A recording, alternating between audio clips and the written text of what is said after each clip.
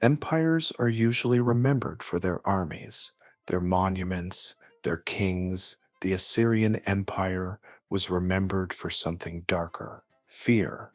Not accidental fear, not chaos, but fear designed, controlled, and unleashed with precision. Long before psychology had a name, the Assyrians understood the human mind.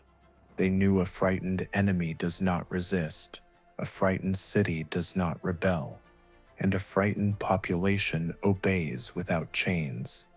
Their empire was not built on loyalty. It was built on reputation.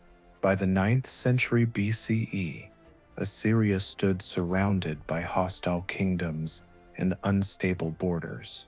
Survival demanded strength, but dominance required something colder. The Assyrians chose terror as policy. Their kings did not hide brutality, they displayed it. Cities that resisted were not merely conquered, they were transformed into warnings. Leaders were executed publicly. Bodies were displayed along roads. Walls were decorated with scenes of punishment. None of this was uncontrolled violence. Every act was deliberate. Every act was a message. Assyrian inscriptions carved these acts into stone with pride, describing cruelty in chilling detail. These were not confessions. They were advertisements. The message was simple and unmistakable. This is what happens when you resist. News traveled faster than armies. Before Assyrian soldiers arrived, stories arrived first. Stories of impalement, of flayed enemies, of cities erased overnight. Fear crossed borders long before swords did. Many cities surrendered the moment they heard the Assyrian name. Gates opened, tributes were offered. Resistance collapsed before it began. Fear became a shortcut to victory. But terror alone could not sustain an empire. The Assyrians understood this. Fear needed structure. After conquest came control. Entire populations were deported and resettled across the empire. Families were uprooted. Identities fractured. Rebellion made impossible. This was not cruelty for pleasure. It was control by design. At the center stood the Assyrian king, chosen by the gods, unstoppable, watching. His image covered palaces and city walls, crushing enemies beneath his feet. Resistance was framed as madness, submission as survival. Yet beneath this overwhelming power lay a dangerous truth. Fear works, but it never loves, and an empire built on fear must keep terrifying forever. Because the moment fear weakens, everything begins to crack.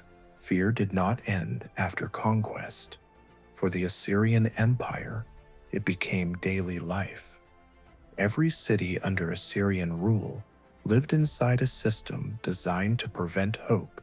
Governors ruled with absolute authority, backed by soldiers loyal only to the king. There was no illusion of shared power. Punishment was unpredictable and public.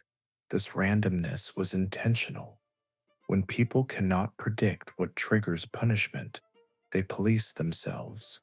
Assyrian reliefs carved into palace walls showed endless scenes of domination, kings hunting enemies like animals, prisoners kneeling, broken, humiliated. These images were not for decoration. They were psychological tools. Anyone entering an Assyrian palace understood their place instantly. Deportation became one of the empire's most effective weapons. Entire populations were relocated, scattered among foreign lands. Language faded. Traditions dissolved. Resistance lost its foundation. A city without roots cannot rise. Fear was reinforced by religion. Assyrian gods were portrayed as ruthless and absolute, mirroring the empire itself. To resist the king was to resist the divine order. Rebellion became sacrilege. Obedience became survival. Even allies lived in fear. Tribute was demanded regularly, and failure meant annihilation. Loyalty was temporary. Fear was permanent. Yet maintaining terror required constant effort. The empire had to keep proving its cruelty. Each generation needed new examples, new warnings, new victims. Violence became routine, but routine violence dulls impact. Fear must escalate to remain effective. The Assyrians pushed further, more brutal punishments, larger displays, greater destruction, and slowly something changed. Fear began to exhaust the empire that created it. Soldiers grew hardened, administrators grew ruthless, mercy disappeared entirely. An empire that knows only fear cannot adapt. It cannot inspire loyalty. It cannot heal. It can only threaten, and threats lose power when people have nothing left to lose. The same fear that built the Assyrian Empire began to hollow it from within. Constant violence drained resources. Endless campaigns exhausted soldiers. Governing through terror demanded permanent vigilance. One mistake meant rebellion. One weakness invited collapse. Subject peoples obeyed, but they never forgot. Hatred does not fade. It waits. As the empire expanded, it became harder to control. Communications slowed. Borders stretched thin. Fear worked best up close. Distance weakened it. Rebellions erupted more frequently. Each uprising required brutal suppression, feeding the cycle again. Inside Assyria itself, fear turned inward. Court politics became deadly.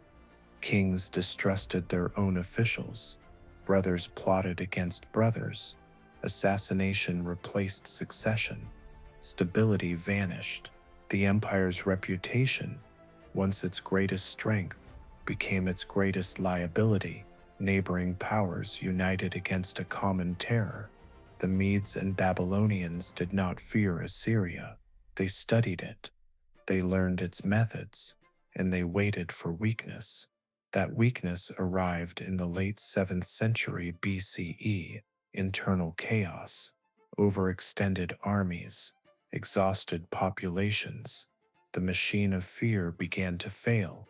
When rebellion spread, terror no longer shocked. People had already endured everything. Fear lost its edge. Cities rose up together. Allies turned away. Enemies closed in. The Assyrian response was the same as always. More violence, more destruction. But this time, it did not work. Fear had reached its limit. The fall of the Assyrian Empire was swift and unforgiving. Once fear collapsed, nothing remained to hold the empire together. In 612 BCE, the city of Nineveh fell. The symbol of terror was destroyed by those it had terrorized for centuries. Palaces burned, reliefs shattered, kings vanished into history. No allies came, no cities mourned. Fear had built obedience, but it had never built loyalty.